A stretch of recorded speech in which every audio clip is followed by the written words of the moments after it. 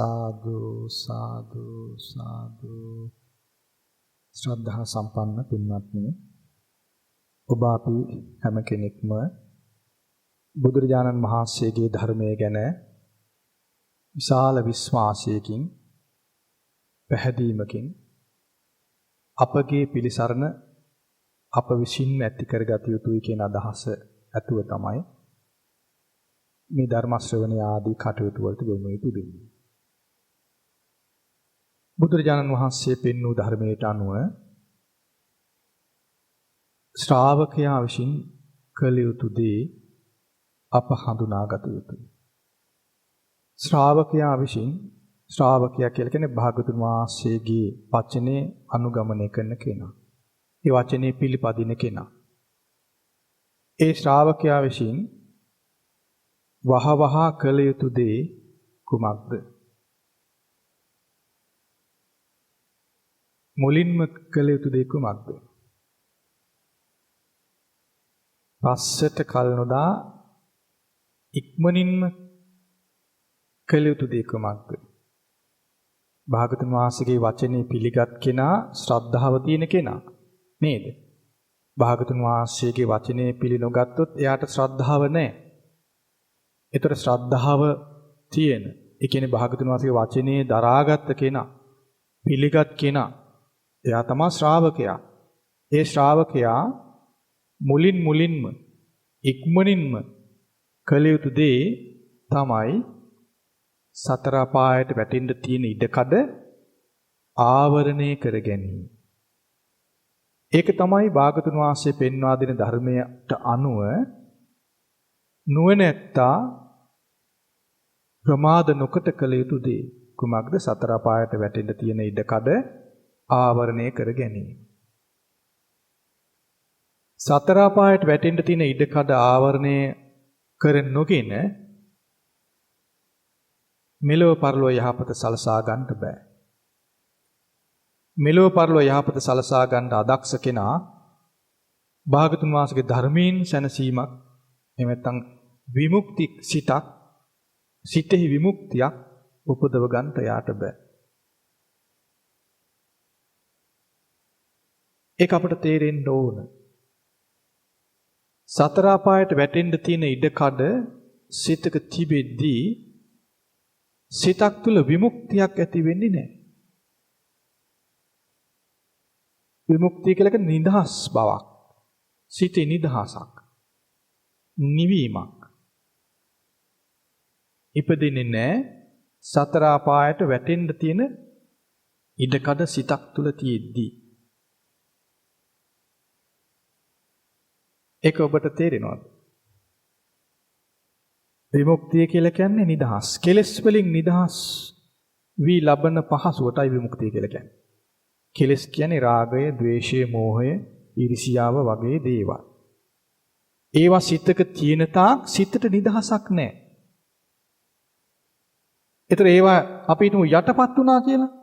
නමුත් ඒවා කොතරම් යටපත් වෙලා තිබුණත් ඒවා ඉස්මතු වෙන හේතු ඇති වූ සැනින් ඉස්මතු වෙනවා. ඒතර සැබෑ විමුක්තියක් සිතක නැහැ.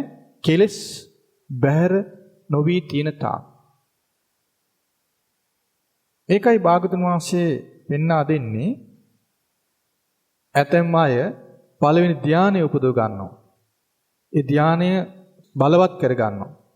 නොපිරිහින දෙයක් විදිහට පවත්ව ගන්නවා. ඒ බඳු අය කලුරිය කළාට පස්සේ බ්‍රහ්මකායක දෙවියන් අතර ඉපදිනවා.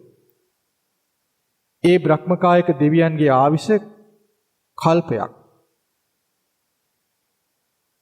බුදුරජාණන් වහන්සේගේ ශ්‍රාවකෙක් නොවේ නම්, ශ්‍රාවකත්වයට නොපැමිණ සිටින කෙනෙක් නම්, ඒ කියන්නේ සම්මාදිට්ඨියට නොපැමිණ කෙනෙක් නම්, ඒ කල්පය බ්‍රහ්ම ලෝකේ වාසය කළා. එහෙන් චුත වුණාට පස්සේ പ്രേත ලෝකේ, නිරේ, තිරිසන් ලෝකෙට යනවා. ශ්‍රාවකෙක් නම්, සම්මාදිට්ඨිය ඇති කරගත්ත කෙනෙක් නම්, ඒ බ්‍රහ්ම ලෝකේ වාසය කරපු කල්පය අවසන් වෙනකොට එහිදී අපිරිනොම් පානවා. ආය මෙහෙට පැමිණීමක් නැහැ. ඉතින් බලන්න ඊතර ආරක්ෂාව තිබෙන්නේ කොතනද කියලා? එහෙනම් බලන්න මේ ධර්මය අහලා ඒ ධර්මයේ තේරුම් ගත්ත කෙනා, භාගතුන් වහන්සේගේ වචනේ තේරුම් ගත්ත කෙනා, ඒ භාගතුන් වහන්සේගේ වචනය විශ්වාස කරන කෙනා, එයයි ශ්‍රාවකයා. එනං යා ඉක්මනින් කළ යුතු දේ, කියන්නේ මුලින්ම කළ යුතු දේ විදිහට තෝරගන්නේ කුමක්ද? ඔව් දැන් සමාධියක් ඇති කරගත්ත කෙනත් ඒ සමාධියේ තියෙන සුවපහසු අවසානයේ සම්මාදිට්ඨියෙන් තොරයි නම්, නිරේට යනවා නම්, මේ දන්න කෙනා මුලින් කළ යුත්තේ කුමක්ද කියලා ඌට යලි යලි සිහි කර දෙන්න අවශ්‍ය වෙන්නේ නැහැ නේද? ඉතින් භාගතුන් වහන්සේ පෙන්වන ආකාසඤ්ඤායතන සමාධිය, ආකින්චඤ්ඤායතන සමාධිය, විඤ්ඤාචඤ්ඤායතන සමාධිය, මෙබඳු සමාධිය ඊටාම දීර්ඝ කාලයක සුවපහසු උපතක් ඇති කරනවා. දැන් ආකාසඤ්ඤායතන සමාධිය හොඳින් ඇති කරගෙන ඒ සමාධිය නොපිරිහින දෙයක් බවට පත් කරගෙන සිටින කෙනා කලුරිය කළාට පස්සේ ආකාසඤ්ඤායතන ලෝකෙ ඉපදිනවා. විඤ්ඤාචඤ්ඤායතන සමාධිය ඇති කරගත්තා ඒ ලෝකෙ ඉපදිනවා. ආකින්චඤ්ඤායතන සමාධිය ඇති කරගත්තා ඒ ලෝකෙ ඉපදිනවා. නීව සංඥා නාසඤ්ඤායතන ඇති කරගෙන නොපිරිහින දෙයක් බවට පත් කරගත්ත කෙනා ඒ ලෝකෙ ඉපදිනවා. ආකාසඤ්ඤායතන සමාධිය ඇති කරගත්ත කෙනා ඒ ලෝකෙ ඉපදුනොත් ඒ ලෝකේ ආයුෂ කල්ප 20000ක්. කල්ප 20000ක්. ශ්‍රාවකයෙක් නම් සෝතාපන්න ඵලයටපත් වෙලා ඉන්න කෙනෙක් නම් ඒ ලෝකේදීම එයා පිරිනොම් පානවා කියලා භාගතුන්ස් පෙන්වා දෙනවා. එහෙම නොවෙනවා නම් එයා නැවත වතාවක් പ്രേත ලෝකේ නිරේ තිරිසන් ලෝකයට යනවා. බලන්නතර අර මුලින් කළ යුතු දේ නොකොට කුමක් කළත් කුමන සැප පහසුවක් ලැබුවත් එයින් පරිපූර්ණ පහසුවක්. කියන්නේ විමුක්තිය කියන වචනේ අර්ථය අපට උපදවන්න බෑ. සම්මාදිට්ඨිය නැති කෙනෙක් ආකාසඤ්ඤායතන සමාධිය උපදවන්න පුළුවන්. එයාට පහසුවක් තියෙනවා. ඒ සමාධිය පහසුයි. ඒ සමාධියට අදාළ ලෝකේ ඉපදුනොත් එතනත් පහසුයි. නමුත් ඒක පරිපූර්ණ විමුක්තියක් නෙවෙයි. එන පරිපූර්ණ විමුක්තිය ඇතිවන්නේ සතර පායට වැටෙන ස්වභාවය වළක්කගත් කෙනාගේ සිටී. සතර පායට වැටෙන්න හේතු වෙන දේ වලට මොනවද කියන්නේ? පව්. පව් කියලා කියන්නේ සතර පායට වැටෙන්න හේතු වෙන දේ. ඒ පව් උපදින්නේ කොහොමද? පව් නිකම් ඉපදින්නේ සතර පායට නිකම්ම යන්නේ නැහැ. සතර පායට යන්නේ පව් කළොත්. ඇයි පව් කළොත් ඒ ලෝකෙට යන්නේ? පළවෙනි ධානය ඇති කරගත්ත කෙනා ඒ ධාන සමාධිය පිරෙහින් නැතුව පවත්ත ගත්තොත් එයා කලුරි කරන් පස්සේ කොහෙටද යන්නේ? බ්‍රහ්මකායක දෙවියන් අතරට යනවා. ඇයි ඒ ඇති කරගත්ත දේට විපාක තියෙන්නේ? තමා ඇති කරගත්ත ඒ සංස්කාරය එහෙනම් ඒ කර්මයක් නේ. ඒකට විපාක තියෙන්නේ මේ ලෝකේ. ඒ නිසා හෙට යන්නේ. පව් කරන කෙනාට කොහෙද යන්න වෙන්නේ? සතර අපායට. ඇයි සතර අපායට යන්න වෙන්නේ? ඒක විපාකෙ හිතේ ඉන්නේ. නොගිහිල්ල බෑ. යන්න වෙනවා. ගියන් පස්සේ එතන තියෙන දුක් අප්‍රමාණ දුක් විඳින්න වෙනවා. ඇයි එතෙන්ද ගිහිල්ලා ඉවරයි. එතෙන් ගියන් පස්සේ එතන තියෙන ස්පර්ශයෙන් එයාට නිදහස් වෙන්න බෑ. പ്രേත ලෝකයේ යම් කෙනෙක් ඉපදුනොත් പ്രേත ලෝකයේ ස්පර්ශයෙන් එයාට නිදහස් වෙන්න බෑ. දැන් අපි මනුස්ස ලෝකයට ආවා. මනුස්ස ලෝකයේ තියෙන ස්පර්ශයෙන් අපිට නිදහස් වෙන්න පුළුවන් වුණාද? දැන් ඇහි ස්පර්ශය තියෙනවා, කනේ ස්පර්ශය, නාසයේ ස්පර්ශය, දිවේ ස්පර්ශය, ශරීරයේ ස්පර්ශය. දැන් මනුස්ස ලෝකයට අදාළ මේ ස්පර්ශයෙන් බේරෙන්න පුළුවන්ද? කෙනෙක් බැන්නොත්, කෙනෙක් hina වුනේ නැත්තම් අඬනවා, දොඩනවා, විලාප දෙනවා නේද? ඒයි මනුස්ස ලෝකයේ ස්පර්ශයෙන් අපිට බේරෙන්න බැරි වෙලා තියෙන්නේ. අවුවට පිච්චෙනවා, වැස්සට තෙමිනවා, මැසි මඳුරෝ කනවා. මේ ඔක්කොම මනුස්ස ලෝකේ තියෙනවනේ. ඒ මනුස්ස ලෝකයේ ඉපදුණු කෙනා ඒ ස්පර්ශයට මුහුණ දෙන්න වෙනවා. එහෙනම් අපිට මේ නිදහස් වෙන්න නම් ඒ ලෝකයේ ඉපදෙන්න තියෙන ඉඩකඩ කලින් ආවරණය කරන්න ඕනේ. එහෙනම් නුවණැත්තා භාගතුන් වහන්සේගේ ධර්මය අහලා ඒ ධර්මයේ පිළිගත් කෙනාට කියනවා නුවණැත්තා කියලා. නුවණ තියෙන කෙනා. භාගතුන් වහන්සේගේ ධර්මයේ පිළිගත්තන් පස්සේ එයා සිතන්නේ ඒ ධර්මයට අනුවයි. ඒකට තමයි නුවණින් කල්පනා කරනවා කියලා කියන්නේ. අපට හිතන දේ කල්පනා කිරීම නුවණින් කල්පනා කිරීම නෙමෙයි. භාගතුන් වහන්සේගේ ධර්මයේ පිළි අරගෙන ඒ ධර්මයට අනුව කල්පනා කිරීමට තමයි නුවණින් කල්පනා කරනවා කියන්නේ. ඒතර ධර්මයේ ඇසූ කෙනා, ධර්මයේ දරාගත් කෙනා වහ කළ යුතු දේ හඳුන ගන්නවා. කුමක්ද වහ කළ යුතු දේ?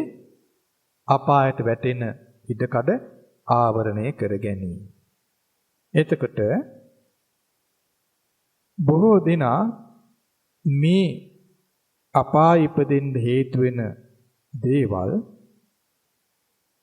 හඳුනගෙන ඒ හේතු නැති කරගන්න උත්සාහ කරන්නේ නැහැ. ඒ ගැන තේරුමක් ගන්නෙ නැහැ.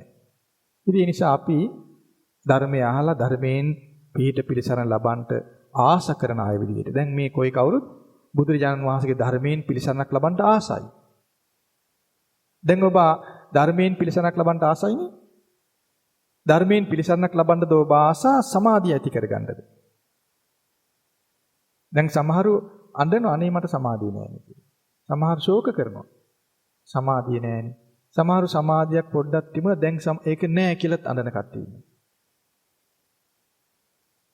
ඉතින් ඒක අපරාධනේ. මේ විදිහට කල්පනා කරන්නේ. අපි විසින් කල්පනා කළේ කුමක්ද? කළ යුත්තේ මේ දුකින් නිදහස් වෙන්න ඕන කියන එක නේද? දුකින් නිදහස් වීම ගැනයි අපේ සිත කැමැති විය යුත්තේ, කැමැති කරගත යුත්තේ. ඒතර ඒ කැමැති යුක්ත කෙනා බලන්නේ බලවත්ම දුක් වලින් ඉස්සරෙන් බේරෙන්න ඕන කියලා. දැන් සතර අපායෙන් නිදහස් වුණ කෙනාට දුක් තියෙනවා. නමුත් සතර අපායේ තියෙන දුක් අනිකුත් තැන්වල තියෙන දුක් වලට වඩා ප්‍රමාණ කරන්න බැරි තරම් භයානකයි.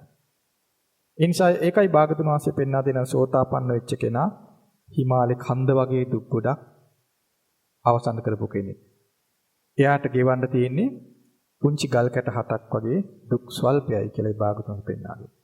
ඒ නිසා අපි අපායට වැටෙන ස්වභාවය සම්පූර්ණයෙන්ම නිරුද්ධ කර ගැනීම පිණිස කටයුතු කළ යුතුයි. ඒ සඳහා කුමක්ද කළ යුත්තේ? පව් නොකර සිටීම, සබ්බ පාපස්ස අකරණ. සියලු පාපී ක්‍රියා නොකර සිටීම තමයි මුලින්ම අපි පුරුදු කරන්න ඕන. ඉතින් මේ පාපී ක්‍රියා සමහර අය දන්නේම නැහැ කිරිලා. ඒක පවක් කියලා දන්නේ නැහැ. ඊළඟදී ඒ බඳු පව් කෙරෙන්නේ මෙහෙමයි කියලා දන්නේ නැහැ. ඉතින් සමහර හිතන්නේ ප්‍රාණඝාතෙන් වැළකීම මං සමාදන් වුණා. සොරකමින් වැළකීම මං සමාදන් වුණා. බොරු කීමෙන් වැළකීම සමාදන් වුණා. වැරදි කාම සේවනයෙන් වැළකීම සමාදන් වුණා. මද්ද්‍රව්‍ය භාවිතින් වැළකීම සමාදන් වුණා. දැන් මං සිල් සමාදන් වෙලා මම මෙච්චර කාලයක් සිල් සමාදන් වෙලා හිටියා. මට ගැටලුවක් නැහැ කියලා සමහරව හිතනවා. නමුත් එපමණකින්ම සාර්ථක නොවන ඉඩකඩ තියෙනවා. මොකද අපි තව දුරටත් පාපී ක්‍රියා කරන විදිහවල් දැනගන්න ඕන. ඉතින් අපි මේ ගැන තේරුම් බේරුම් කර ගැනීම පිණිස කුඩා දේශනාවක් තිබෙන දහම් කරුණු කීපයක් කියා දෙන්න කල්පනා කළා. අංගුත්තර නිකාය දෙක පොත් වහන්සේගේ තිබෙන පඨම කත සූත්‍රය කියලා දෙන්න කල්පනා කළා. කත කියලා කියන්නේ හාරලා ඉවත්, හාරනවා කියන එක. උගුල්ලනවා කියන අදහස තමයි කත කියන වචනයෙන් කියවෙන්නේ. ඒතර මේ සාරනවා කියලා කියන්නේ ಗುಣ හාරනවා. තම යම් කෙනෙකුගේ තියෙන ಗುಣ හාරලා ඉවත් වෙලා යනවා. හාරලා ඉවත් කරනවා. සෑරිලා යනවා. ඒ වගේ අදහසක් තමයි තියෙන්නේ. ඉතින් ඒ යම් කෙනෙකුගේ ಗುಣ යම් ಗುಣ ධර්ම තියෙනවා නම් ඒවා හාරලා අයින් වෙනවා. දැන් මෙහෙම හිතන්න යම් තැනක පැලයක් තියෙනවා පැලේ හාරලා අයින් කරනවා. එතන කිසි ප්‍රතිඵලයක් එන්නේ නැහැ නේද? අපි වටිනා ශාකයක් තියෙනවා. හාරලා අයින් කරනවා. ඊට පස්සේ ශාකෙන් ලැබෙන ප්‍රතිලාභ මොකුත් නැහැ නේද? ආන් ඒ වගේ මිනිස්සුකගේ හිතේ තියෙන යම් ගුණ ධර්ම තියෙනවා.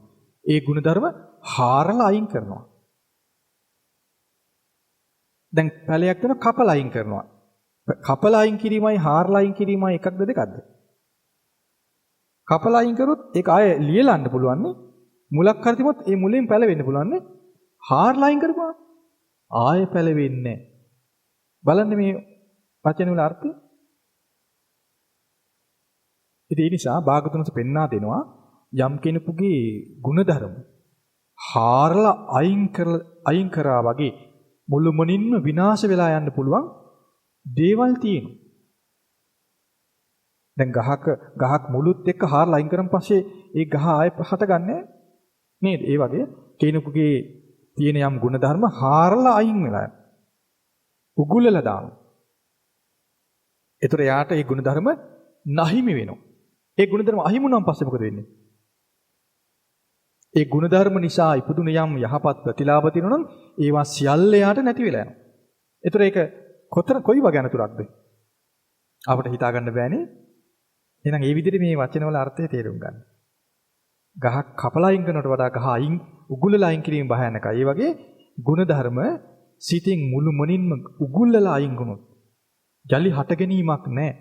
එහෙනම් ඒ ಗುಣධර්ම නිසා යම් සැප විපාක යහපත් විපාක තිබුණා නම් ඉපදිනවා නම් ඒ බඳු සැප විපාක යලි ලබන්න බැරි වෙනවා.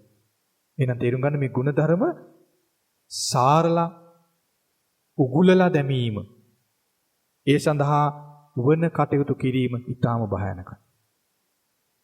සුගතියක් ලබන්න බෑ. සුගතියක් ලබන්න බැරි කෙනාට නිවන ලබන්න බෑ. ඒ අනතුරු අපි තේරුම්ගෙන ඒ බඳු දෙයකට තියෙන ඉඩකඩ අපි සම්පූර්ණයෙන් ආවරණය කර ගන්න ඕනේ. ඒතර මේ දේශනාව පඨම කත සූත්‍රය. මේකෙදි භාගතුන්ස මේ විදිහට පෙන්වා දෙනවා. චතුහි භික්කවේ ධම්මේහි සමන්නාගතෝ මහණෙනි මේ ධර්මයන් හතරකින් සමන්විත බාල පුද්ගලයා. ඒ කියන්නේ මෝඩ කෙනා. අව්‍යක්තෝ ඒ කියන්නේ අදක්ෂ කෙනා. අසත්පුරුෂ කෙනා. khතං උපහතං අත්තානං පරිහරති. මහණෙනි මේ ධර්මයන් හතරකින් යුක්ත බාල කෙනා මෝඩයා. අව්‍යක්තෝ අදක්ෂ කෙනා අසත්පුරුෂ කෙනා තමාගේ ගුණ සාරගෙන තමා තුළ තියෙන යම් ගුණ ධර්ම තියෙනවා නම් ඒවා සාරලා ඉවත් කරගෙන ඉවත් වෙලා khතං උපහතං ඒ කියන්නේ ඒවා විනාශ වෙලා විනාශයටපත් වෙලා ආන්නේ වගේ ගුණ ධර්ම සාරලා විනාශයටපත් කරගත්ත ජීවිතයක් තමයි එයා පරිහරණය කරන්නේ කියලා පෙන්නනවා. ඒ කොහොම කෙනාද? තමාගේ තියෙන ಗುಣධර්ම හාරලා අයින් වෙලා, හැරිලා ගිහිලා, නැති වෙලා ගිහිලා, විනාශයටපත් වෙලා. අන්න එහෙම ಗುಣධර්ම විනාශ වෙච්චි ජීවිතයක් පරිහරණය කරනවායි කියලා කියනවා. ධර්මතා හතරකින් යුක්ත කෙනා. සාවජ්ජෝච එයා දොස් සහිතේ සාවජ්ජෝච හෝති සානුව්‍යජ්ජෝ විඤ්ඤූණ. එයා දොස් සහිත බවට පත් වෙලා නොවැනැත්තන්ගේ දොස් කීමට සුදුස්සෙක් බවට පත් වෙලා. බහුංච අපුඤ්ඤං පසවති ගොඩාක් පෞද රැස් කරනවා. ඊතර බලන්න භාගතුන් වහන්සේ පෙන්වා දෙන යම් ධර්මතා හතරක් තියෙනකින් යුක්ත කෙනා යම් මෝඩ අදක්ෂ අසත්පුරුෂ කෙනා තමාගේම ගුණ නසාගෙන ඒ ගුණ හාරලා ඉවත් කරගෙන නසාගත් ජීවිතයක් පරිහරණය කරන්න. එයා දොස් සහිත කෙනෙක් බවට පත් වෙලා ඒ වගේම නුවණැත්තන්ගේ දෝෂයට ලක් විය යුත්තේක් බවට පත් වෙලා එයා ගොඩාක් පෞත් කරගන්නවා කියලා පෙන්වා දෙනවා. මොනවද ඒ කරුණු හතර භාගතුන්ස් පෙන්වා දෙනවා? අනනුවිච්ච අපරියෝගා හෙත්වා අවන්නා රහස්ස වන්නං භාසති. නොවිමසා හොඳින්ම දැනගන්න නැතුව නොවිමසා හොඳින් අවබෝධ නොකරගෙන කර නොගෙන අගුණ කිව යුත්තාගේ ගුණ කියනවා. ඒ තමයි පළවෙනි වරද දොස් සහිත කෙනෙක් වීම පිණිස පවතින. කියන්නේ නොවිමසා හොඳින්ම තේරුම් නොගෙන අගුණ කිව යුත්තාගේ ගුණ කියනවා නම් ඒ කොහොම කෙනෙක්ද? ඒ කටයුත්ත කරන්නේ බාල කෙනෙක්, එහෙම නැත්නම් මෝඩ කෙනෙක්, අදක්ෂෙක්, අව්‍යක්ත කෙනෙක්, අසත්පුරුෂ කෙනෙක්. අන්නේ කෙනා නොවිමසා හොඳින් නොදැන අගුණ කිව යුත්තාගේ ගුණ කියනවා. ඊළඟට අනුනුවිච්ච අපරියෝගා හෙත්වා වන්නා රහස්ස අවන්නං භාසති. නොවිමසා හොඳින්ම තේරුම් නොගෙන ගුණ කිව්ත්තාගේ අගුණ කියනවා. අනුනුවිච්ච අපරියෝගා හෙත්වා අප්පසාදනීයේ ඨානේ පසාදං උපදං සේති. ඒ කියන්නේ නොවිමසා හොඳින්ම දැනගන්න නැතුව අප්‍රසාදේ ඇති කරගන්න ඕන කරුණු තියෙනවා. අපහැදියුරු තැන් තියෙනවා. ආන්නේ තැන්වල පහදිනවා. පැහැදීම උපදවනවා. ඒ කොයි වගේ කෙනෙක්ද? ඒත් අර අනුවන අදක්ෂ අසත්පුරුෂ කෙනා. අනුනුවිච්ච අපරියෝගා හෙත්වා පසාදනීයේ ඨානේ අප්‍රසාදං උපදං සේති. නොවිමසා කෙනෙක් විමසලා බලන්නේ නැතුව හොඳින්ම තේරුම් නොගෙන හොඳින් අවබෝධ කරගන්න නැතුව පැහැදෙන්න ඕන කරුණවලදී අපහැදීම උපදව ගන්න. එතකොට මන කාරණා හතරක් වැරදි විදිහේ කරුණු හතරක් කරනවා අර බාල කෙනා, අනුවන කෙනා, අදක්ෂයා, අසත්පුරුෂ කෙනා. ඒ කරුණු හතර හොඳින් තේරුම් ගන්න. නොවිමසා නොදැන. නොවිමසා විමසලා බලන්නේ නැහැ. හොඳින්ම තේරුම් ගන්නේ නැහැ. තේරුම් නොගෙන අගුණ කියුත්තාගේ ගුණ කියනවා. ගුණ කියුත්තාගේ අගුණ කියනවා. අපහදින්න ඕන තැන්වල පැහැදීම ඇති කරගන්න. පැහැදීම ඇති කරගන්න ඕන තැන්වල අපහදීම ඇති කරගන්නවා. ඒ තමයි අර අදක්ෂ කෙනාගේ ස්වභාවය. ඉමේහිකෝ භික්ඛවේ චතුහි ධම්මේ සමන්නාගතෝ බාලෝ අව්‍යක්තෝ අසත්පුරුෂෝ කතං උපහතං අත්තානං පරිහරති. මහණෙනි මේ විදිහට මේ ධර්මයන් හතරකින් යුක්ත බාල අනුවන අදක්ෂ අසත්පුරුෂ කෙනා අසත්පුරුෂයා තමාගේම ගුණ හාරලා අයින් කරගෙන ආය පැලවෙන්නේ නැහැ. ඒ ගුණ වැවෙන්නේ නැහැ. ගුණ වැඩෙන්නේ නැහැ. ඒ හාරලා අයින් කරගෙන උපහතං ඒ ගුණ නසාගෙන හාරලා අයින් කරන් පස්සේ ටික කලකින් නැසිලා යනවා. දැන් පැලයක් පොළවේ තියෙන පැලයක් හාරලා අයින් කරනවා. ටික දවසක් යද්දී ඒ ගස සම්පූර්ණයෙන් මැරිලා ඒ ප්‍රාණේ නිරුද්ධ වෙලා යලි පැලයක් නැත්නම් යලි යමක් හටගන්න නැති ගන්නටපත් වෙනවා. ඒ වගේ අර අසත්පුරුෂ කෙනා මේ ධර්මතා හතර පරිහරණය කරන නිසා, මේ ධර්මයන්ගෙන් යුක්තව සිටි නිසා එයාගේ ගුණ හාරලා අයින් කරගෙන ඒ නිසා මේ ගුණ විනාශයටපත් කරගෙන සාවජ්ජෝච හෝති සානුව්‍යංජෝ විඤ්ඤූණං.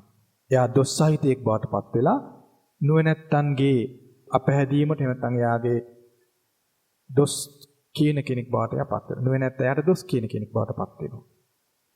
එයා හොඳ කෙනෙක් කියලා කියන්නේ නැහැ. එයා ගොඩාක් පව් කරගන්න කෙනෙක් බවටපත් වෙනවා. ඊළඟට භාගතුන්ට පෙන්වා දෙනවා චතුහි භික්ඛවේ ධම්මේහි සමන්නාගතෝ පණ්ඩිතෝ ව්‍යක්තෝ සත්පුරුෂෝ අක්ඛතං අනුපහතං අත්තානං පරිහරති. දැන් කලින් අපිට කියා දුන්නේ මේ ගුණ නසාගෙන Tamanගේ තිබුණ ගුණ උගුලලා අයින් කරගෙන ඒ නිසා මේ ගුණ යලි හට ගන්න බැරි විදිහට නසාගත්ත පුද්ගලයෙක් ගැනයි. ඒ පුද්ගලයා මෝඩයි, අදක්ෂයි, අසත්පුරුෂයි. ඉතින් යා දොස් සහිත කෙනෙක් බවට පත් වෙලා ඒ කරුණු පුහුණු කිරීමෙන්. ඒ නිසා මෙයා නුවණැත්තන්ගේ දෝෂයට ලක් වෙන කෙනෙක් බවට පත් වෙනවා. ගොඩාක් පව් කරගන්නවා. දැන් භාගතුන් වහන්සේ අපට ඊළඟට කියා දෙන්නේ පඬිත අය ඉන්නවා. නුවණ තියන අය ඉන්නවා. ඒ වගේම දක්ෂයි, ව්‍යක්තයි. ඊළඟට සත්පුරුෂ අය ඉන්නවා. ඒ ධර්මයන් හතරක් පුරුදු කරනවා. ආන්ගේ ධර්මයන් හතර පුරුදු කිරීම නිසා ඒ අය අර අසත්පුරුෂාය කරගත්ත වර්ධ කරගන්නේ නැහැ ඒගොල්ලන්. අසත්පුරුෂාය මේ ධර්මයන් පුරුදු කරලා වැරදි සහිත කෙනෙක් බවට පත් වෙනවා. දොස් සහිත කෙනෙක් බවට පත් වෙනවා. සත්පුරුෂ කෙනා මේ ධර්මයන් පුරුදු කරලා දොස් රහිත කෙනෙක් බවට පත් වෙනවා. නුවණැත්තාට දොස් කියන්න බැරි කෙනෙක් බවට පත් වෙනවා. එයා ගොඩාක් පින් කරගන්නවා කියලාත් භාගතුන් වහන්සේ පෙන්වා දෙනවා. මොනවද මේ ධර්මයන් හතර භාගතුන් වහන්සේ පෙන්වා දෙනවා? අනුවිච්ච පරියෝගා හෙත්වා අවන්නා රහස්ස අවන්නං භාසති. හොඳින් විමසලා හොඳට විමසලා බලලා හොඳින්ම දැනගෙන විමසා දැනගෙන අගුණ කිව යුත්තාගේ අගුණ කියනවා. අනුවිච්ච පරියෝගා හෙත්වා හොඳින් විමසලා හොඳින්ම දැනගෙන හොඳින් අවබෝධය කරගෙන වන්නා රහස්ස වන්නං භාසති. ගුණ කිව යුත්තාගේ ගුණය කියනවා. අනුවිච්ච පරියෝගා හෙත්වා අප්පසාදනීයේ ඨානේ අප්පසාදං උපදං සේති. හොඳින් විමසා හොඳින් දැනගෙන අප්‍රසාදය ඇති කර ගන්න ඕන තැන් තියෙනවා, කරුණු තියෙනවා. අපහදින්න ඕන තැන් අපහදින්න ඕන කරුණු තියෙනවා. අන්න ඒවා කෙරෙහි අපහැදීම ඇති කර ගන්න. අනුවිච්ච පරියෝගා හෙත්වා පසාදනීයේ ඨානේ පසාදං උපදං සේති. හොඳින් විමසලා දැනගෙන හොඳින්ම තේරුම් අරගෙන පැහැදෙන්න ඕන කරුණු පැහැදෙන්න ඕන දේවල් ගැන පහදිනවා. ඒ කොහොම කෙනා ඒ විදිහේ කරුණු හුරු කරන්නේ? ඉමෙහි කෝහ වික්කවේ ධම්මේහි සමන්නාගතෝ චතුහි ධම්මේ සමන්නාගතෝ පණ්ඩිතෝ ව්‍යක්තෝ සප්පුරිසෝ. ඒ අය පණ්ඩිතයි. ඒ වගේම දක්ෂයි, සත්පුරුසයි. ආන් ඒ අය Tamanගේ ගුණ සාරගන්නේ නැහැ. අක්ඛතං ගුණ සාරගන්නේ නැති නිසා ගුණ විනාශ කරගන්නේ නැහැ. අනුපහතං අත්තානං පරිහරති. ඒ පඬිත දක්ෂ සත්පුරුෂ අය ඒ උතුම් ධර්මයන් සහිත වාසය කරන නිසා ජීවත් වෙන නිසා ඒ අය ගුණ නොසෑරූ ගුණ වලින් යුක්තයි. එයාගේ ගුණ සාරලා නැහැ. ගුණ සාරලා අයින් කළ නැත්නම් ඒ ගුණ තමා තුළ තියෙනවනේ. දැන් පොළවෙන් ගහක් උගුලලා නැහැ. ගහ පොළවේ තියෙනවා. ඒ පොළවේ ගහ තියෙන තාක් ඒ ගහ නැසිලා නැහැ. නේද? ඒ වගේ යම් කෙනෙක් Tamanගේ ගුණ සාරලා අයින් කරලා නැත්තම් සිටේ. ඒ ගුණ නැසිලා නැහැ. ගුණ වැඩෙනවා. ඒ බඳු ගුණ වැඩෙන්න එයා බහුංච පුඤ්ඤං පසවතිති. බොහෝ පින්ද රැස් කර ගන්නවා කියලා පෙන්වනවා. එතන බලන්න එකම කරුණක් පුරුදු කිරීමෙන් පින රැස් වෙනවා. පව නොකර සිටිනවා. දැන් නුවණ නැති අදක්ෂ අසත්පුරුෂ කෙනා කරුණු හතරක් පුරුදු කරනවා. ඒ පුරුදු කිරීමෙන් පව රැස් කරනවා, පින නැති කර ගන්නවා. පඬිත කෙනා, දක්ෂ කෙනා, සත්පුරුෂයා කරුණු හතරක් පුරුදු කරනවා. ඒ පුරුදු කිරීමෙන් පව නොකර සිටිනවා. සබ්බපාපස්ස අකරණම් කියන ධර්මයට අනුව එයා කටයුතු කරනවා. මේ දැන් අපි මුලින් කතා කළා බුදුරජාණන් වහන්සේගේ ධර්මය පිළිගත් කෙනා වහවහ කළ යුතු දේ හඳුන ගන්නවා. අපි මුලින් කළ යුත්තේ කුමක්ද කියලා හඳුන ගන්නවා. හඳුනගෙන ඒ මුලින් කළ යුතු දෙයටයි ප්‍රමුඛත්වයක් දෙන්නේ. ඒකයි මේ විමසා දැනගෙන කටයුතු කරනවා කියලා කියන්නේ. ඒකයි පඬිතයි කියලා කියන්නේ. දක්ෂයි කියන්නේ ඒකයි. පඬිතයි ව්‍යක්තයි දක්ෂයි. එයා තමයි විමසලා දැනගෙන කටයුතු කරන්නේ. මොකද්ද කළ යුත්තේ? මොකද්ද නොකළ යුත්තේ? මොකද්ද කලින් කළ යුත්තේ? මොකද්ද පසුව කළ යුත්තේ? මේ විදිහට විමසන්න යාට පුළුවන්. ඉතින් මේ විදිහට විමසා බලලා මුලින් කළ යුතු දේ මුලින් කරන්න දක්ෂ වෙනවා ධර්මය හොඳින් තේරුම් ගත්ත කෙනා. ධර්මයේ තේරුම් නොගැනීම නිසා තමයි මේ අදක්ෂ භාවය තියෙන්නේ. ඊළඟ දේ තමයි මේ දක්ෂ භාවය අදක්ෂ භාවය ඉස්ස බලනකොට අදක්ෂ කෙනාගේ ස්වභාවය තමයි මේ පෞරස් වෙන්න තියෙන හේතු අඳුරගෙන බැහැර කරගන්න බෑ. ඒකයි අදක්ෂම කියන්නේ.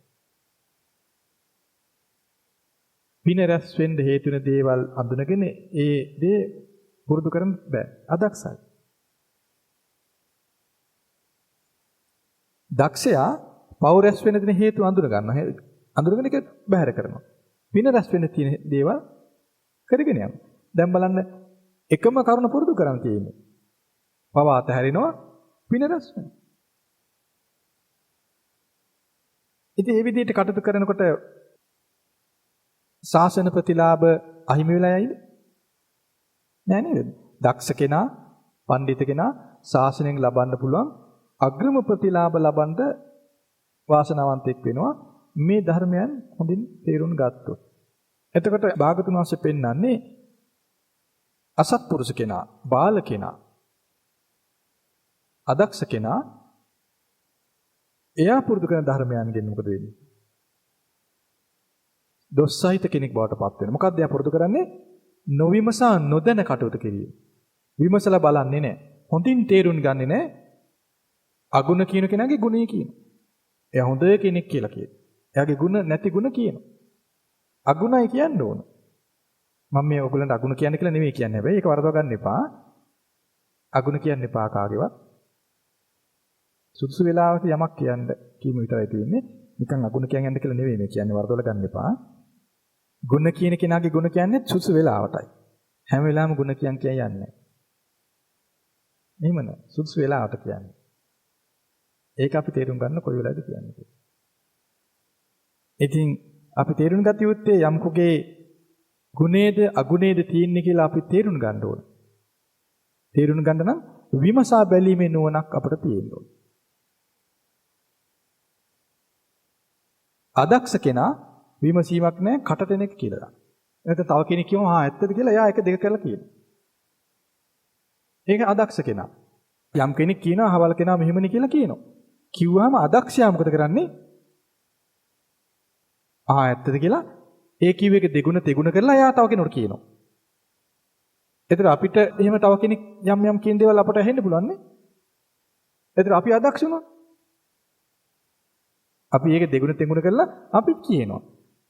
එතන ඒක තමයි විමසා බලන්නේ නැතුව කටයුතු කරනවා කියලා කියන්නේ. නොවිමසා නොදැන කටයුතු කරනවා කියලා කියන්නේ ඒකටයි. ඒ නිසා හරියට පරිස්සම් වෙන්න අපි කොයිතරම් පංචශීලයේ සමාදන් වෙලා හිටියත් කොච්චර අටසිල් සමාදන් වෙලා හිටියා කිව්වත් මේ අදක්ෂ භාවය මොකක්ද අදක්ෂ භාවය? විමසා බැලීමේ නුවණක් නැතිකම. හොඳින් තෝර බේර ගන්න නොහැකිකම. ඒක අදක්ෂකමක්. අව්‍යක්ත භාවය. දැන් ඔබ හිතන්නේ ව්‍යක්ත භාවය අව්‍යක්ත භාවය කිව්වහම මොකක් කියලාද? අපිට ව්‍යක්තයි කියලා හිතුවම පේන්නේ ලියන්න පුළුවන් නම් කියන්න පුළුවන් නම් ගොඩාක් කියවලා තියෙනවා නම් මතකයේ තියෙනවා නම් මේ වගේ අදහසක් නේ අපිට තියෙන විව්‍යක්ත භාවය කිව්වා. හරි විව්‍යක්ත මිනිස්සු කියලා අපි කියනවනේ. ඒකේ අපිට හිතෙන්නේ අර වගේ අදහසක් නේ. විභාග ගොඩක් පාස් වෙලා ගොඩක් කටපාඩමේ තියෙනවා ගොඩක් පොතපත කියවලා තියෙනවා. ඒ වගේ අදහසක් තමයි අපිට හිතට එකපාරට එන්නේ නේ විව්‍යක්තයි කියලා. නෑ. ඒක එක අදහසක් විතරයි. ඒක නෑ කියලා නේ අපි කියන්නේ. ඒක එක අදහසක්. නමුත් බුදුරජාන් වහන්සේගේ ධර්මයේ තෝර බේර ගැනීමේදී ඒ වික්තභාවය ප්‍රමාණවත් නැහැ. ඒක මදි. පොතපතේ දැනුම, කියන්න පුළුවන්කම, මතකයේ තිබීම, බොහෝ දේවල් දැනගෙන සිටීම මේ මට්ටමේ ව්‍යක්ත භාවයක් ප්‍රමාණවත් වෙන්නේ නැහැ සතර අපායෙන් බේරීම පිණිස. ඒ ව්‍යක්ත භාවය උදව් වෙයි. නමුත් ඒක මදි. ඒ එපමණකින් මදි. ඒ ඉක්මවා ගිය දක්ෂ බවක් තියෙන්න ඕන. මොකක්ද මේ දක්ෂ භාවය? හොඳින් විමසලා බලන්න පුළුවන් වෙන්න ඕන. ඒ විමසා බලා දැනගන්න ඕන. කොහොමද මේ විමසන්නේ? අපි දැන් විමසිය යුත්තේ කොමක්ද? යමක් කරනකොට, යමක් කියනකොට, යමක් හිතනකොට නේද? සිත කය වචනේ කියන තුන්දොරනේ අපි හසුරවන්නේ. අන්නේ සිත කය වචනේ කියන තුන්දොර හසුරවද්දී තමයි මේ ව්‍යක්ත බව කියන එක උවමනා කරන්නේ. අපිට වැරදුනොත් වර්ධිනේ සිත කය වචනේ හසුරවද්දී නේද? අපි නිවැරදි කරගන්න ඕන ඒ අංග තමයි. සිත කය වචනේ කියන තුන්දොර තමයි අපි නිවැරදි කරගන්න ඕන.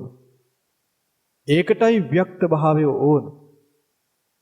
සිත කය වචනේ තුන්දොර හසුරවද්දී ඒ තුන්දොර නිවැරදි විදිහට හසුරවා ගැනීම පිණිස තමයි දක්ෂ භාවයක් ඕනන්නේ. ඒක කටපාඩම් නැහැ කියලා බය වෙන දෙයක් නැහැ. පාඩම් තිබ්බා කියලා සතුට වෙන දෙයක්වත් නැහැ. සිත කය වචනේ තුන්දොර හසුරුවනකොට දොස් සහිතව හසුරුවනවා නම් අපි තුල කොච්චර දැනුමක් තිබ්බත් ඒ දැනුම අපට සුගතිය උපදින්න උදව් වෙන්නේ නැහැ. එහෙනම් තේරුම් ගන්න සිත කය වචනේ තුන්දොර හසුරුවද්දී අපි දොස් රහිත කෙනෙක් බවට පත්වීම පිණිස කොහොමද හසුරුවන්නේ? යමක් කරද්දී, කියද්දී, සිතද්දී විමසලා බලන්න ඒ දේ Tamanට හොඳයිද, අනුන්ට හොඳයිද, සිළු දෙනාට හොඳයිද කියලා බලන්න. ඒක තමයි විමසා බැලීමේ ස්වභාවය. ඒ විමසා බලන හැකියාව අපට නැත්තම් අදක්ෂයි. අව්‍යක්තයි. ඒතර අපිට මේ විමසා බැලීමේ හැකියාව පුහුණු කළ යුතු දෙයක්. පුහුණුවකින් ඒ දක්ෂ භාවයේ උපදව ගත යුතු දෙයක්. පුහුණුවකින් තමයි අපිට මේ සම්බන්ධ දක්ෂකම උපදව ගන්න තියෙන්නේ. ඉතින් මේ පුහුණුව ඇති කරගන්නේ බුදුරජාන් වහන්සේ පෙන්වූ ධර්මයට එක්කද? ඒ ධර්මයත් එක්ක. ඒතර භාග්‍යවතුන් වහන්සේ පෙන්වන යමක් කියද්දී, යමක් කරද්දී, යමක් හිතද්දී ඒක Tamanට හොඳයිද, අනුන්ට හොඳයිද, සිළු දෙනාට හොඳයිද කියලා විමසලා බලන්න කියනවා. යමක් කරනකොට කරාට පස්සේ කරන්න පෙර ඒ විදිහට හිතලා බලන්න ඕන. ඒ විදිහට කරන කියන දේවල්, හිතන දේවල් යහපත් අයහපත් කියලා විමසා බලනකොට අපේ සිත ක්‍රමක්‍රමයෙන් දමනය වෙනවා.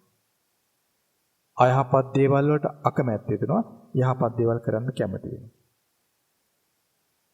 එතන අපේ ආරක්ෂාව ඉපදිලා. ඉතින් භාගතුන් වහන්සේ පෙන්වා දෙනවා අර මේ අසත්පුරුෂ කෙනා, බාල කෙනා, අව්‍යක්ත කෙනා. අර වගේ නොවිමසා නොදැන අගුණ කිවියුත්තාගේ ගුණ කියනවා. ගුණ කිවියුත්තාගේ අගුණ කියනවා. අපහැදියු තැන පහදිනවා. පැහැදියු තැන අපහදිනවා. ගොඩාක් පව් කරගන්න. භාගතුන් වහන්සේ පෙන්වා දෙනවා මේ ඒ බඳු අය ගොඩක් පව් කරගන්නවා. සමහර අය ඒ වගේ දොස් සහිත විදිහට හැසිරিলা වචන පාවිච්චි කරනවා. ඊටාම යහපත් අයට දොස් කියනවා. අගුණ කියනවා. දොස් කියලා ගොඩාක් පව් කරගෙන නිරේ යනවා. භාගතුන් වහන්සේ පෙන්වා දෙනවා මේ වගේ අයට මේ වගේ වැරදි විදිහේ වචන පරිහරණය කරන කෙනාට එයින් රැස් වෙන කර්ම සපක් උපදවන්නේ නැහැ. එයා දුගතියක දුක් විඳින්න යාර සිද්ධ වෙනවා. සමහර අයට ඉතා දීර්ඝ කාලයක් අපාය ඉපදෙන්න හේතු වෙනවා වැරදි වචන පරිහරණය කරලා. සමහරු තමන්ගේ අම්මා අඳුරන්නේ නැහැ. තමන්ගේ තාත්තා අඳුරන්නේ නැහැ. බුදුරජාණන් වහන්සේ අඳුරන්නේ නැහැ. භික්ෂුන් අඳුරන්නේ නැහැ. ඉතින් අම්මා තාත්තා ගැන උනත් ඊටාම දොස්සහිත විදිහට වචන පාවිච්චි කරන ඇතමයි ඉන්නවා. ඒ විදිහට වැරදි වචන පාවිච්චි කරලා පව් රැස් කර ගන්නවා. බොහෝ කලක් අපායේ දුක් විඳින්න යට සිද්ධ වෙනවා. දැන් අම්මා තාත්තගේ වැරදි තියෙන්න පුළුවන් නේද? අම්මා තාත්තත් අපි වගේ මිනිස්සු. ඒ අය ළඟත් වැරදි තියෙන්න පුළුවන්. ඒ අය ළඟ වැරදි තියෙනවායි කියලා අපි ඒවට නිඳා කළොත් මොකද වෙන්නේ? දැන් විමසලා බලනවා කියන්නේ ඒකයි. සමහර ළමයි ඉන්නවා, සමහර මිනිස්සු ඉන්නවා අම්මා තාත්තට නිඳා කරනවා, දොස් කියනවා. ඒගොල්ලෝ ළඟ වැරදි තියෙනවායි කියලා. එහෙමයි ඉන්නවනේ. සමහරු හිරිහැර කරනවා, සමහරු බරපතල විදිහට හිරිහැර කරනවා දෙමාපියන්. ඒගොල්ලෝ වැරදි කරනවා නරකයි කියලා. දැක්කද දොස් සහිතව කල්පනා කරපුවාම සිදුවෙන දේවල්. ඒගොල්ලෝ ළඟ වැරදි තියෙනවා නම් ඒක විපාකය යටනේ. නමුත් ඒ දෝෂයක් තිබ්බා කියලා මව්පියකම නැති වෙන්නේ නැහැ නේද? අපට අම්මා තාත්තගෙන් වෙච්ච සේවය, උපකාරය අහිමි වෙන්නේ නැහැ නේ. ඒගොල්ලෝ ළඟ දෝෂයක් තිබ්බා කියලා. සාමාන්‍ය ලෝකේ රාග ద్వේෂ මෝහ යමෙක් ළඟ තිබ්බා නම් එයා දොස් සහිතයි තමයි. ඉතින් අම්මා තාත්තා ළඟ දෝෂයක් තිබ්බා නම් ඒත් මේ කෙලෙස් නිසා නේද? ඉතින් අපි තේරුම් ගත්තොත් යම් කෙනෙක් තුල කෙලෙස් තියෙන තාක් එයා ළඟ යම් දොස් තියෙන්න පුළුවන් කියලා අපි කල්පනා කළොත්, තේරුම් ගත්තොත් අපි පුද්ගලයන්ට චෝදනා කරන්නේ නැහැ නේද? කෙලෙස් තියෙන තාක් නේද පුද්ගලයෙක්ගේ තුල දොස් ප්‍රකට වෙන්නේ. ඉතින් අපි මේක තේරුම් නොගෙන පුද්ගලයන්ට නිඳා කරන්න, අපහාස කරන්න පෙළඹෙනවා. ඉතින් මේ පුරුද්දට අපි කරන්න පටන් ගන්නවා. පුරුද්දක් විදිහට හැමෝටම බනින්න කියන්න පටන් ගන්නවා. අන්තිමට අපිම දන්නේ ගුණ කිව්වොත්තාට පව දොස් කියන්න පටන් ගන්නවා. ඒ අපිට පුරුදු වෙලා මේක. ගොඩක් අය පුරුදු වෙලා. හැම කෙනෙකුටම දොස් කියනවා. තමන් හරි අනුන් වැරදි කියලා. ඒ තමන් හරි අනුන් වැරදි කියන අදහස තුළ සිටීම තමයි මේ අසත්පුරුෂ කෙනාගේ ස්වභාවය. මම තමයි හරි කෙනා. අනිත් අය දොස් සහිතයි කියන අදහස. ඒක තියෙන තාක් ඒකේ නාමාර වෙනවා. ඇයි? තමන් හරි අනුන් වැරදි කියලා කියන අදහස තියෙන තාක් එයා පුරුදු වෙලා අනිත් අයගේ දොස් කියයි. අනිත් අය විවේචන දොස් කියනවා. ඒ පුරුද්ද ඇති කරගත්ත කෙනාට ඒකෙන් බේරෙන්න බෑ. අන්තිමට Tamanට ඊටාම උපකාර කළ අයට පවා නිඳා කරන්න, අපහාස කරන්න වෙලා දකින්න පටන් ගන්නවා. අම්මා තාත්තට පවා බනින්න නිඳා කරන්න පටන් ගන්නවා. එයයි Taman හරි අනුන් වැරදි කියලා තියෙන කල්පනාව. ඉතින් අපි තේරුම් ගත යුත්තේ කුමක්ද? කෙලස් තිබුණා නම් ඒ කෙලස් තියෙන කොයි කවුරුවත් දුස් ඇති වෙන්න පුළුවන්. කෙලස් තමා භයානක කියලා තේරුම් ගන්න. රාග ద్వේෂ මොහ තියෙන තාක් යම් කෙනෙක් අපිරිසුදු වෙනවා. ඉතින් කෙලස් නැත්තම් ඒ කෙනා තුල දොස් හටගන්නේ නැහැ. දැන් බලන්න අහිංසක කියන කෙනා අඟුලිමාල බවට පත් වුණා. අහිංසක අඟුලිමාල බවට පත් වුණා. දහස් ගාණක් එයාගේ අතින් ජීවිතක්ෂයටපත් වුණා. වදකයටපත් වුණා. නමුත් පසුව ඒ තැනත්තාම සීල කෙලෙස් නැසලා මහා රහත් භාවයටපත් වුණා. වෙනස් වෙලා ගියේ මොකද්ද? ඇයි අරයා දරුණු පුද්ගලෙක් උනේ? ඇයි ඒ පුද්ගලයාම ඊටාම ශාන්ත නුවණ කෙනෙක් බවටපත් වුනේ? ඒ පුද්ගලයාගේ දෝෂයක් නිසාද? කෙලෙස් වල ස්වභාවය ආනේකයි. කෙලෙස් තියෙන තාක් ඒ පුද්ගලයා දොස් සහිත කෙනෙක් බවට පත් වෙනවා. කෙලෙස් ෂේ වෙලා කෙලෙස් නිරුද්ධ වූ කල සිතේ විමුක්තිය ඇති වූ කල ඔහු දොස් රහිත කෙනෙක් බවට පත් වෙනවා. එහෙනම් අපි දෝෂයේ විදිහට දැකිය යුත්තේ කුමක දෝෂයක්? රාග ద్వේෂ මෝහල දෝෂයයි අපි තේරුම් ගත යුත්තේ.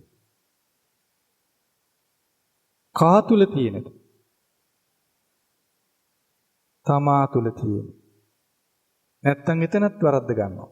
තමන් හරි කියලා හිතන වාරයක් පාසා එක වාරයක් හිතුවොත් තමන් හරි කියලා 10 වාරයක් වර්ධිනවා කියලා තේරුම් ගන්න.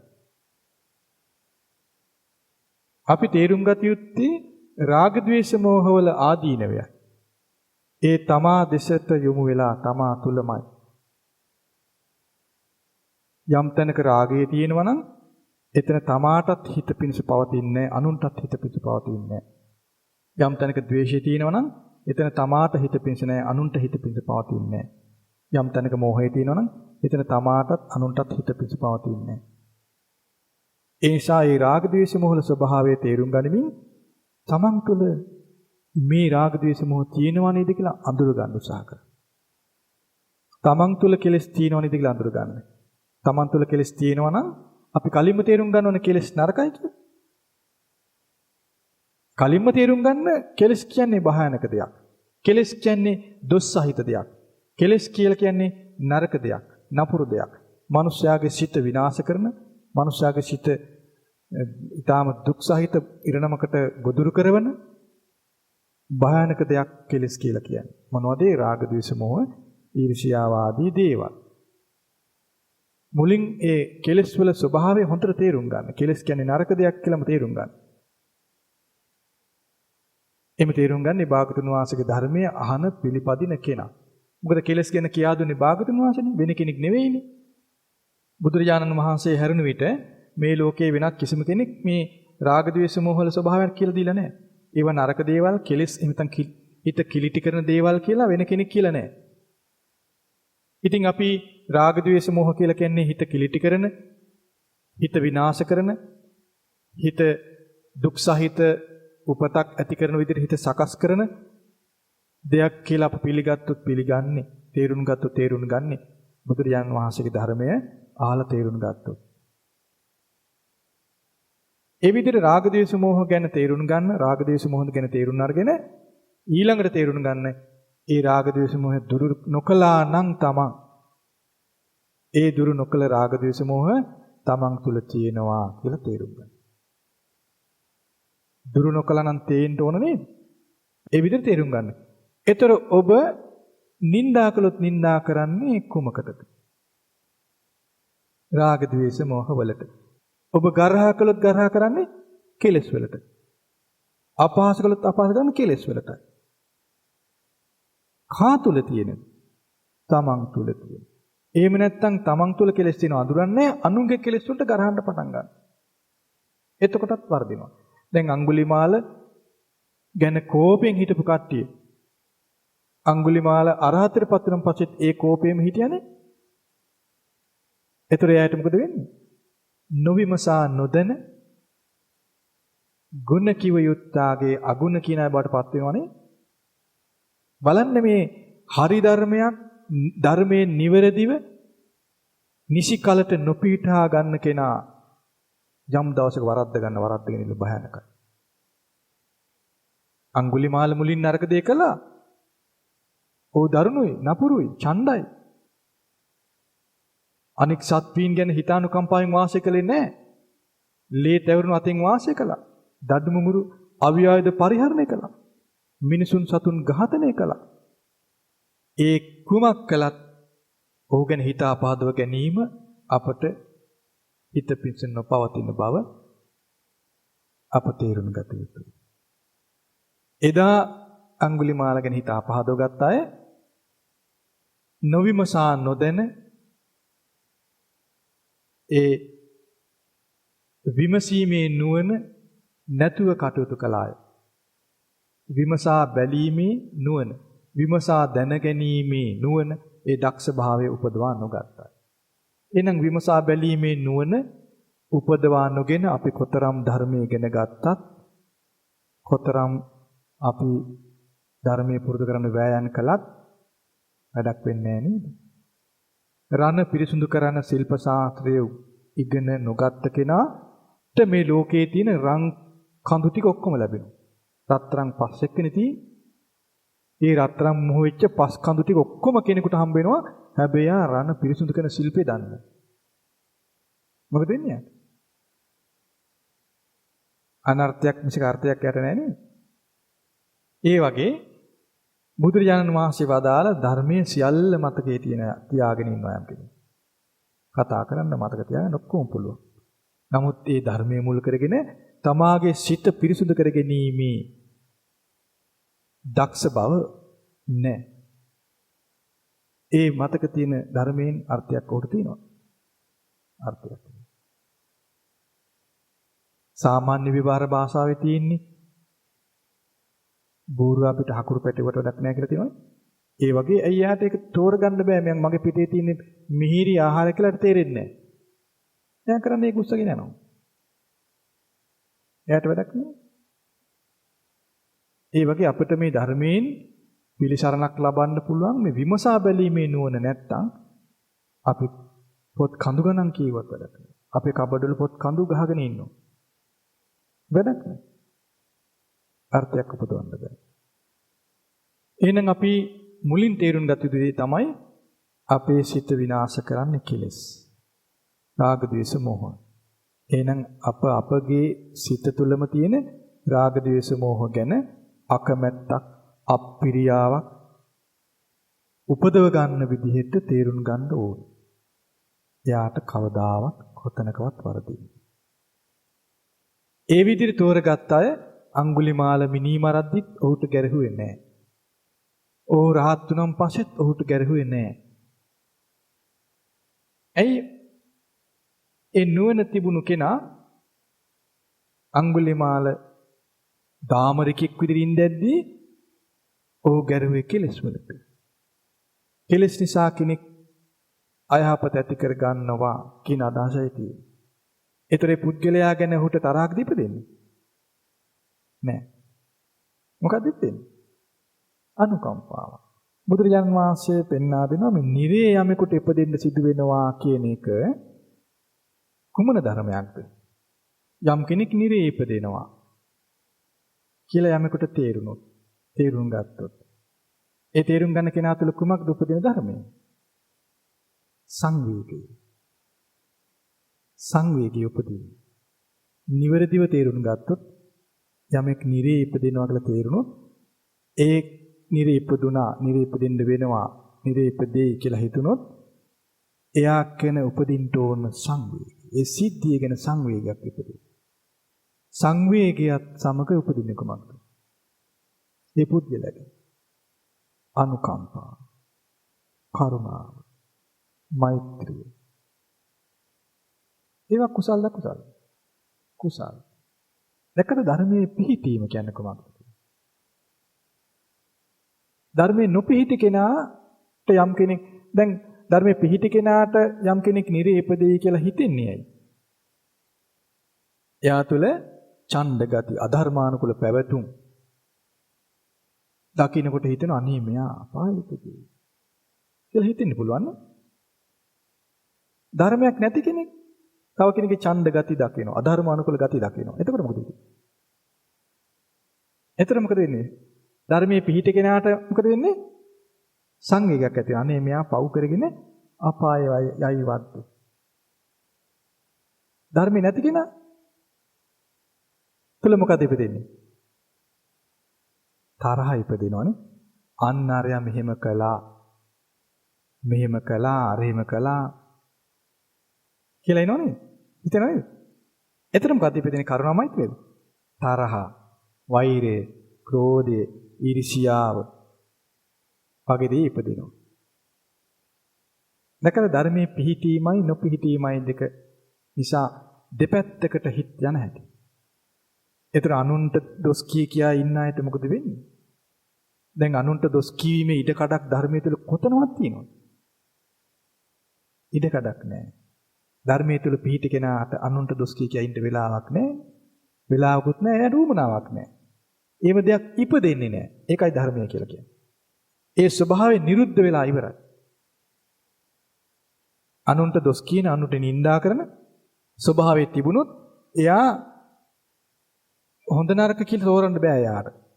හැමෝටම දොස් කියනවා. අන්තිම අම්මා තාත්තට දොස් කියනවා. අම්මා තාත්තට පවා දොස් කියනවා. කයෙන් සිතෙන් වචනෙන් වැරදි කරනවා. දැන් මෙහෙම හිතන්න. අම්මා බේරගන්න කියලා තාත්තා ඝාතනය කරන්න පුළුවන්ද කෙනෙකුට? දැන් මං අම්මා බේර ගන්නවා කියලා සමහර කෙනෙක් උන තාත්තා ඝාතනය කරනවා. මොකද වෙන්නේ? අම්මා බේරගත්තා කියන චේතන හරියයිද? දැක්කද වරදින හැටිනේ? ඒ නිසා විමසා බලන නුවණ කියන එක හොඳින් උපදව ගන්න. විමසා බලන නුවණ හොඳින් උපදවගෙන තමා තුළ තිබෙන කෙලෙස් අඳුනගෙන මේ කෙලෙස් ගැන අකමැත්ත ඒව කෙලෙස් දුරු කරන ආසාව උපදව ගන්න. එතකොට ඒ විදිහේ මේ රාග ద్వේෂ මොහ ගැන අකමැත්තක් උපදව ගන්න කෙනාට ඒ රාග ద్వේෂ මොහ දුරු කරන්න ඕන කියන අදහසක් උපදව ගන්න කෙනාට කවදාවත් කොතනකවත් වර්ධින්නේ නැහැ. ඒ බඳු කෙනෙක් කොට ලෝකයෙන් නින්දාවක් අපහාසයක් ආවත් ඇනුම් බැනුම් ආවත් ගැරහිලි ආවත් කායික වද හිංසාවත් ඔහුගේ සිත තුළ තරහ අමනාපයේ වෛරයේ ක්‍රෝධයේ ආදීදී උපදින්නේ. ඒක තමයි ධර්මය. ඒක තමයි රැකවරණය කියලා කියන්නේ. කකචූපම සූත්‍රයේ කියවන. භාගතුන් වහන්සේ පෙන්නනවා තරහ එන කෙනා කකචූපම උදාහරණය නිතර සිහි කරගන්න කියලා. ඒ ධර්මයේ සිහි කරගන්න. මතකනේ භාගතුන් වහන්සේ කියන ඒ ධර්මයේ නේද? අර එක් පුද්ගලයෙක්ගේ ශරීරය කපනවා කියතකින්. ඒ උදාහරණයක් පෙන්වන්නේ. කියතකින් ශරීරයේ කපද්දී පවා ඒ කපන අය ගැන කේන්තියක් උපදවගන්නේ නැහැ කියනවා ධර්මයේ පිහිටි කෙනා. ඒක ධර්මතාවයක්. සිද්ධ වෙන්නේ නැති එකක් ඒක. ඒකයි නිරයෙන් නිදහස් කියලා කියන්නේ. නැත්නම් අපි හිතනවා අපිට තරහ එන්නේ නැහැ නේ මොකද එන්නේ නැහැ කියලා. නමුත් සමහර කෙනෙක් ඉන්න පුළුවන් මේ බැන්නොත් තරහ එන්නේ නැහැ. හයියෙන් බැන්නොත් තරහ එනවා. සමහර කට්ටිය ඉන්නවා hina වුණත් තරහ වෙනවා. hina නොවුණත් තරහ වෙනවා. කතා නොකරොත් තරහ වෙනවා. මට කතා කරේ නැහැ. මට hina වුන්නේ නැහැ. තරහ වෙනවා. සමහර ඉන්නවා hina නොවුණත් තරහ වෙන්නේ නැහැ. කතා නොකරොත් තරහ වෙනවා. මං hina වුණා කතා කරේ නැහැ කියලා. සමහර ඉන්නවා සැරින් කතා කරොත් සාමාන්‍යයෙන් කතා කරොත් තරහ වෙන්නේ නැහැ. සැරින් කතා කරොත් තරහ වෙනවා. මට සැරින් කතා කරා. සමහරු ආවාද කරොත් තරහ වෙනවා. සමහරු බැන්නොත් තරහ වෙනවා. ඔය වගේ පොඩි දෙයකට නොකිපුණත් ලොකු දෙයකට තරහ වෙන කට්ටිය ඉන්නවා. ඉතින් නමුත් අපි අර තරහ එන ස්වභාවය මුළුමනින්ම නිරුද්ධයි නම් කීයෙන් කපද්දි තරහ වෙන්නේ නැහැ කියන එක. කීයෙන් කපද්දි තරහ කුපුරව ගන්න නැත්නම් ඇනුමකට බැනුමකට තරහ ඉපදෙන්නේ නැහැ. ඒතර නිදහස් නේද යා? එහෙනම් තේරුම් ගන්න ධර්මයට පැමිණි ධර්මයේ අහන අය ඒ ධර්මයේ තේරුම් ගත්ත අය බුදුරජාණන් වහන්සේ ගැන විශ්වාස කරන අය මුලින්ම කළ යුතු වන්නේ කුමක්ද? අපායේ වැටෙන්න තියෙන ඉඩකඩ ආවරණය කර ගැනීම. ඒ සඳහා මොකද්ද කළ යුත්තේ? පව් නොකර ඉන්න පුරුදු වීම. පව් නොකර සිටීම. පව් නොකර ඉන්න නම් මොකද කරන්න තියෙන්නේ? පව් සිදු වෙන්නේ මොකකින්ද? පව් මොකකින්ද සිදු වෙන්නේ? නිකාම පව් සිදු වෙන්නේ නැහැනේ. පව් සිදු වෙන්නේ මොකද්ද බලපාන්නේ? එක්ක රාගය, නැත්තම් ද්වේෂය, මෝහය, ඊර්ෂ්‍යාව මේවා මුල් වෙලා තමයි පාපී ක්‍රියා වෙන්නේ. පාපී ක්‍රියා කයින්, වචනයෙන්, සිතෙන් වෙන්න පුළුවන්. සිත කය වචනය කියන තුන් දොරෙන් තමයි පාපී ක්‍රියා වෙන්නේ. ඒ පාපී ක්‍රියා වෙන්න බලපාන්නේ එක්ක රාගය, නැත්තම් ද්වේෂය, නැත්තම් මෝහය. ඒවයේ ස්වභාවය අඳුනා නොගෙන ඉන්න තාක් සතුරා අඳුනගන්නේ නැති තාක් සතුරා අපට පහර දෙනවා. කේ ඇස්සේ හොරෙක් ඉන්නවා. අපි වටපිට බල බල ඉන්න හොරා කොහෙද කියලා. අපි ඉස්සරහා බලද්දි හොරා පිටිපස්සෙන් බඩු ටික අරගෙන ගිහිල්ලා. නැත්නම් අපිට පහර දීලා. අපිව ඝාතනය කරන්න එන කෙනා ගේ ඇස්සේ ඉන්නවා නම් අපි එලි පහරේ බල බල හිටියොත් එයා ගේ ඇස්සේ නම අපිට හානි කරනවා. ඒ වගේ අපට විනාශය උපදවන්නේ රාග ద్వේෂ මෝහ කියලා අපි තේරුම් නොගෙන ඉන්න තාක් රාග ద్వේෂ මෝහ වලින් අප විනාශ කරනවා. නමුත් ඒක නොදන්න කෙනා හිතන්නේ බාහිර කෙනෙක් අපට හානි කරනවා කියලා. බාහිර අය බයිනවා, නිඳා කරනවා, අපේ දේ කඩා වඩා ගන්නවා, අපට හානි කරනවා කියලා හිතෙනවා මේ නිසි දේ නොදන්න කෙනා. ඒ නිසා යලි මතක තියාගන්න ධර්මයෙන් පිළිසරණ ලබන්න කැමති කෙනා මුලින්ම අපායෙන් නිදහස් වෙන්න ඕනේ කියලා තේරුම් ගත යුතුයි. අපායෙන් නිදහස් වෙන්න නම් පව් නොකළ සිටිය යුතුයි. සියලු පව් නොකළ සිටිය යුතුයි. සියලු පව් නොකර සිටින්න නම් පව් සිදුවෙන දේ හඳුන ගන්න ඕනේ. පව් සිදුවෙන්නේ කෙලෙස් නිසායි. රාග ద్వේෂ මොහ නිසායි. ඒ තමා තුළ තියෙන කෙලෙස් නිසා කියලා තේරුම් ගන්න ඕනේ. ඒ විදිහට තේරුම් ගන්න ඒ කෙලෙස් ගැන අකමැත්ත, අමනාපය, අහිතවත්කම, අප්‍රියව උපදව ගන්න උත්සාහ කරා. ඒ කෙලෙස් ගැන අමනාපය අහිතවත්කම අප්පිරියාව උපදව ගැනීම අකුසල් නෙවෙයි. ඒකෙන් දුක් විපාක එන්නේ නැහැ. ඒ නිසා මේ විදිහට තේරුම් ගැනීම තමයි විමසා දැනගන්නවා කියලා කියන්නේ. විමසා දැනගැනීමේ නුවණ උපදින විදිය ඕකයි. ඒ විදිහට විමසා දැනගන්න කෙනා තුළ කවදාවත් ඒ තමන්ට හානි කරන දේ උපදින්නේ නැහැ. තමන්ට දුක් විපාක උපදින දේ උපදින්නේ නැහැ. ඉතින් අපි මේ කුඩා දේශනාව සිහිපත් කර දීලා ඔබට සිත් පතනවා. අපි හැමදාමත් මේ වගේ කුඩා දේශනා ඔබට කියා දෙමින් අප උත්සාහ කරන්නේ ඔබට මේ ශ්‍රාවකින් විදිහට මුලින් කළ යුතු දේ හඳුන ගැනීම පිණිසයි. මුලින් කරන දේ කරන කෙනා අනිත් දේ කරනවා. ඒක නොකර සිටින්නේ කරන්න පුළුවන්. එයාට කෙරෙනවා. ඒ නිසා මුලින් කළ යුතු දේ යලි යලිත් මෙයයි කියා මාදක් කියා දුන්නේ. ඉතින් අපි සිත් පතන ඔබ කාටත් සියලු පව් නොකර සිටීම පිණිස තම තමාගේ සිතෙහි තිබෙන මේ රාග ද්වේෂ මෝහ හඳුනාගෙන රාග ද්වේෂ මෝහ තමාගේ සතුරන්සේ දැකීමේ නුවණ සිළු දෙනාට උදා වේවා. සාදු සාදු සාදු